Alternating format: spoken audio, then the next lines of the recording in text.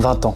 En moyenne, tu vas passer 20 ans de ta vie à regarder un écran, à scroller, à regarder la vie des autres, à consommer du contenu qui t'abrutit. Et toi, pendant ce temps, tu n'avances pas. Tu te lèves le matin et la première chose que tu fais, c'est de prendre ton téléphone. Pendant que tu te prépares, tu regardes Insta et TikTok et tu scrolles. Quand tu es dans les transports pour aller en cours ou au taf, tu regardes les autres, comment est-ce qu'ils ont avancé dans leur vie, leur story, leur contenu. Au cours de ta journée, dès que tu vas avoir une notification, tu vas prendre ton téléphone pour savoir qui t'a envoyé un message qui va sûrement être très intéressant, si ce n'est pas un mème. Et le soir, dès que tu as fini ta journée, c'est le moment où tu peux te récompenser. Et là, tu le fais en assumant. Tu regardes des vidéos, tu te mets sur ton téléphone, tu parles avec tes amis. Tu te dis ouvertement que ce moment, c'est le tien et que tu peux faire ce que tu veux. Parfois, par curiosité, tu te balades sur les paramètres de ton téléphone, tu regardes ton temps d'écran, tu vois 6, 7, 8 heures parfois de ta journée qui part là-dedans. Donc le soir même, tu te dis demain je vais réduire et le lendemain, c'est exactement le même scénario. Par contre, si je sais autre chose, c'est que tu as également essayé de réduire ce temps d'écran, que ce soit avec des applications comme Opal pour bloquer tes applications, que ce soit en mettant ton téléphone dans d'autres pièces ou tout simplement en regardant des vidéos comme celle que tu es en train de regarder actuellement pour essayer de mettre fin à ce cercle vicieux. Les applications, ça met 3 jours avant que tu te mettes à débloquer ou à supprimer l'application pour que tu puisses continuer à scroller. Les vidéos, tu n'as jamais réussi à les appliquer plus de 3 jours également. Et c'est normal. Je veux que tu comprennes là maintenant que ce qui t'arrive là actuellement, le fait que tu n'arrives pas à réduire ton temps d'écran, ce n'est pas de ta faute. Ce n'est pas de ta faute parce que quand tu cherches sur Insta, sur YouTube, sur TikTok des vidéos qui vont t'aider à réduire ce temps d'écran, tu tombes sur des vidéos qui ont exactement le même contenu que ce que je viens de te donner. Des applications pour réduire ton temps d'écran, des principes de vie ou mettre ton téléphone dans une autre pièce. Et ce qu'il faut que tu retiennes, c'est que la raison pour laquelle tu n'arrives pas à réduire ce temps d'écran, c'est tout simplement parce que ces solutions que je viens de te citer ne résolvent pas ton vrai problème. Imaginons que demain, tu as pris une location pour un appartement sur 1 an. Tu arrives dans l'appartement, il est déjà tout meublé, tu es content, et tu remarques que les fenêtres, il y a énormément de vent qui passe. Donc l'appart est très mal isolé. En hiver, tu te cailles, tu es obligé d'avoir 3 pulls, et en été, tu es obligé d'être littéralement en slip si tu veux pas crever de chaud. Toi, instinctivement, la première solution auquel tu vas penser, ça va être en hiver d'acheter un radiateur pour que tu n'aies pas froid. En été, d'acheter une clim ou un ventilateur pour éviter que tu crèves de chaud. Mais le cœur du problème dans cet appartement, c'est pas du tout qu'il est mal équipé, qu'il n'y a pas de radiateur, qu'il n'y a pas de clim. Le cœur du problème, c'est que les fenêtres sont hyper mal isolées, les murs sont hyper mal isolés, que peu importe les solutions que tu vas trouver de secours pour réduire ça, cet appartement restera mal isolé. Et tu fais exactement pareil avec ton temps d'écran et tu as fait exactement les mêmes erreurs que j'ai faites pendant 4 ans. Il faut savoir qu'en 2021, quand j'avais 19 ans, je vivais seul dans mon studio avec mon chat.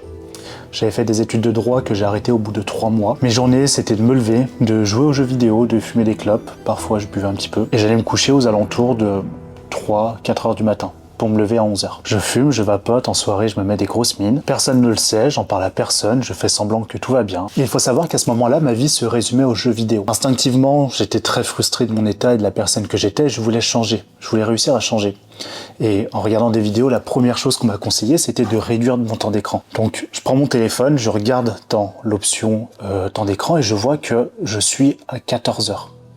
14 heures de temps d'écran dans des journées où je ne sors pas. C'est énorme. Et pendant 2 semaines, 3 semaines facilement, j'ai commencé à chercher des solutions pour réduire ce temps d'écran. Mais et c'est là que tu te rends compte de l'énorme connerie que j'ai fait. Parce que là, à ce moment-là, dans ma vie, les jeux vidéo, le scroll et me comparer aux autres et voir la vie des autres, c'était le seul mécanisme que j'avais pour oublier à quel point ma vie était lamentable. Et littéralement, la seule solution que j'avais trouvée à ce moment-là pour commencer à changer ma vie, c'était de détruire ce mécanisme d'oubli. Mais en réalité, vouloir réduire mon temps d'écran à ce moment-là, ça voulait tout simplement dire détruire le seul mécanisme qui me permettait de me sentir vivant. Ensuite, en 2023, quand j'ai commencé à reprendre un petit peu ma vie en main, j'avais 21 ans, j'avais une alternance, j'avais commencé à prendre très sérieusement la salle. Mon physique avançait, je commençais à avoir un entourage un peu plus sain. J'essayais des petits projets en parallèle de mes études, j'avais fait de l'e-commerce, une marque de vêtements. De l'extérieur, on aurait pu croire que tout allait mieux dans ma vie, que j'avais vraiment fait un grand pas et que tout avait changé. Mais de l'intérieur, les soirs, c'était exactement le même problème. C'était des jeux vidéo, du divertissement et du scroll encore et encore, jusqu'à 1h à 2h du matin. Mais par contre, ce qu'il fallait noter, c'est que j'étais plus aux alentours des 14 heures de temps d'écran par jour. J'étais redescendu aux alentours de 7-8 heures de souvenirs. Mais le mécanisme de fuite était toujours là. Les soirs, j'étais toujours là à jouer aux jeux vidéo ou à me perdre sur mon téléphone. Alors, pourquoi ? Pourquoi est-ce que même en améliorant ma vie, en essayant de m'améliorer physiquement, mentalement, en essayant de trouver des passions et des projets, en essayant même de réduire de moi-même mon temps d'écran avec des applications comme je vous ai dit, pourquoi est-ce que ça ne bougeait pas ? Pourquoi est-ce que je retournais toujours au point de départ ? Pourquoi est-ce que exactement comme vous, j'ai ce mécanisme de fuite qui fait que Dès que personne me regarde, je me perds là-dessus. Et je condamne des dizaines d'années de mon existence à le perdre dans ça. Et aujourd'hui, quand je repense à ça, la raison, elle est simple. Je n'avais toujours rien dans ma vie, que ce soit au niveau de mes relations ou de mes projets, qui était assez fort pour me tirer de cette addiction qui est le temps d'écran. Parce que le problème que tu as et que j'avais, ce n'est pas du tout le temps d'écran. Ton temps d'écran, c'est une conséquence. Le vrai problème, c'est que tu n'as rien dans ta vie qui te donne envie de poser ton téléphone. Et c'est pour ça que ça sert à rien que tu essayes de réduire ton temps d'écran. À l'inverse, un entrepreneur qui a déjà un projet qui est solide, ça lui servirait de gagner 2-3 heures dans sa journée. Et toi, tu n'as pas cette raison. Tu n'as rien d'assez fort dans ta vie qui est capable de compéter avec l'écran. Tu n'as rien qui va t'empêcher de te comparer aux autres et de vouloir la vie des autres. Tu n'as rien qui va t'empêcher de fuir dans les jeux vidéo cette vie que tu n'aimes pas. Et c'est ça le vrai sujet. Maintenant, la question que tu te poses, c'est est-ce qu'il y a des solutions ? Bien sûr qu'il y en a.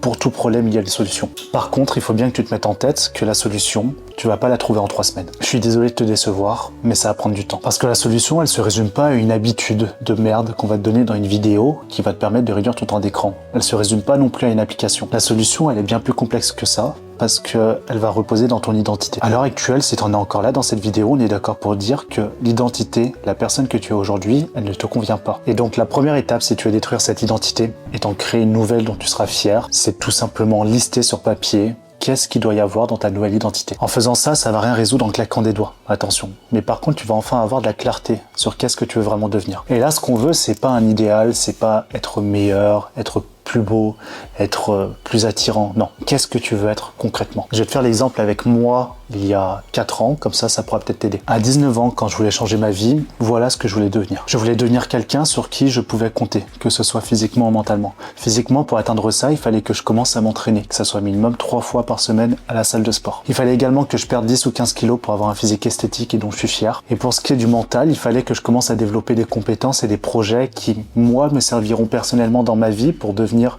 la personne que je veux être plus tard, parce que je ne savais pas qui je voulais devenir. Mais par contre, je savais qu'il me fallait certaines compétences. Que ce soit être capable d'entreprendre, être capable de m'aligner avec les compétences qu'il y a dans le marché, d'apprendre en permanence de nouvelles compétences. Pour ce qui est du point de vue sociable, je suis une personne qui n'arrivait pas à parler à quelqu'un dans la rue, n'arrivait pas à demander une baguette à la boulangère. La personne que je veux devenir, c'est quelqu'un qui est capable de marcher, de regarder quelqu'un dans les yeux et surtout de se tenir droit et de lui dire bonjour. C'était aussi simple que ça. Ensuite, je veux être capable de tenir une discussion en étant à l'aise, sans me sentir mal, sans avoir envie de fuir. Je voulais également être capable d'aller parler à des filles, de parler avec elles sans avoir peur de rejet, peur de me prendre un râteau ou quoi que ce soit. Bref, ça fait beaucoup de choses, donc on va pas s'éterniser. Mais par contre, il faut que tu marques à l'écrit vraiment tout ce que tu veux devenir. Dès que tu as fait ça, l'objectif, ça va être de te comporter comme cette personne que tu veux devenir avant même d'avoir les résultats. Comporte-toi comme une personne qui va aller s'entraîner. Comporte-toi comme quelqu'un qui va apprendre de nouvelles choses. Comporte-toi comme quelqu'un qui ne veut surtout pas fumer parce qu'il veut pas que ses enfants, le voient fumer. Il faut que tu imites l'idéal que tu veux devenir avant même d'avoir les résultats. C'est la première étape. La deuxième solution que je vais te proposer, elle va être composée de 2 modèles en fonction de ta situation. Le premier, si tu sais vaguement où tu veux aller. Si tu sais que tu veux devenir médecin, si tu sais que tu veux entreprendre dans un certain domaine, ou même entreprendre en règle générale. S'il y a quelque chose dans ta vie où vraiment tu sais que tu le veux, il va falloir que tu écrives un pourquoi. Je veux juste que tu prennes une feuille de papier et que par rapport à cet objectif précis que tu as, entreprendre, devenir médecin, avocat, peu importe, écris pourquoi est-ce que tu arrêterais de perdre 20 ans, là maintenant. Par exemple, on va prendre moi là très rapidement.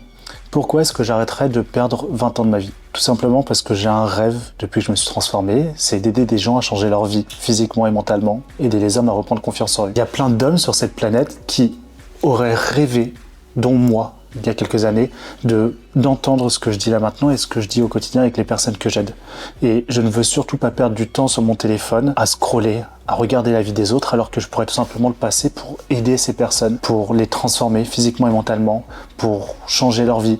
Donc, c'est une raison qui est très puissante pour moi. Maintenant, si tu n'as pas de projet, ce qui est totalement normal, à 20 ans, normalement, on n'a pas de projet, on n'a pas de ligne directrice. Ce qu'il va falloir que tu poses, au lieu de faire un pourquoi, c'est ton antivision. Parce qu'à 20 ans, en règle générale, c'est contre-productif de chercher qu'est-ce que tu veux vraiment. Même pour moi aujourd'hui, c'est pas clair ce que je veux. Tout ce que je sais, c'est que j'ai cette ligne directrice qui est de changer des vies. Donc, à la place de te prendre la tête à essayer de savoir qu'est-ce que tu veux devenir dans ta vingtaine. Prends-toi plutôt la tête à réfléchir à qu'est-ce que tu ne veux surtout pas devenir. Un exemple pour moi, j'ai un profil en tête d'une personne que je refuse de devenir. Le mec qui va en soirée, qui se met des murges, le mec qui fume, parce que je me suis détaché de ça, le mec qui passe sa journée alors qu'il a une femme et une famille à jouer aux jeux vidéo, le mec qui se lève à 11h midi tous les jours et se couche à 3-4 heures parce qu'il fait de la merde, le mec qui gère pas son argent, qui n'a pas d'argent, qui peut pas amener sa femme où il veut en vacances. Ça, c'est une antivision. Et ça, si naturellement tu l'écris et que tous les jours tu mets en place des petites actions qui vont te permettre d'éloigner de ce profil, tu vas voir que cette antivision, elle va te pousser de l'avant avant même de savoir exactement où est-ce que tu vas. Maintenant, concernant le temps d'écran, en règle générale, il faut comprendre que on vit dans un monde digital. Et ça, on est obligé de l'accepter. Moi-même, mon business est derrière un écran. Je rencontre des personnes derrière des écrans. Et il y aura toujours, au moins, je pense, 5 années de ma vie qui vont se passer derrière un écran, voire même plus, moi, comme c'est mon travail. Le vrai problème avec l'écran, c'est quand ça commence à te couper du monde et potentiellement des relations que tu peux te faire. Mais ça, à l'heure actuelle, c'est pas ton problème. T'es venu en pensant que ça l'était et tu repars avec la certitude que le problème actuellement, c'est ta vie. Et là, ta mission, juste après cette vidéo, c'est de la changer. Donc si tu veux en parler, qu'on regarde ensemble comment est-ce qu'on peut débloquer ta situation et comment est-ce que je peux t'aider à changer ta vie, ce que tu fais, c'est que je t'ai mis un lien dans la description où ça va t'amener à un bilan très court. T'y réponds et moi, je te recontacte dans les 24 heures. Ensuite, on fait un appel, tu me dis exactement qu'est-ce qui ne va pas dans ta vie, moi je te dis comment on débloque ça, et je t'explique comment est-ce qu'en 3 mois, je peux changer ta vie physiquement et mentalement et t'aider à reprendre confiance en toi. Parce que si t'es arrivé jusque là, je pense que tu n'as pas envie de sacrifier 20 années de ta vie.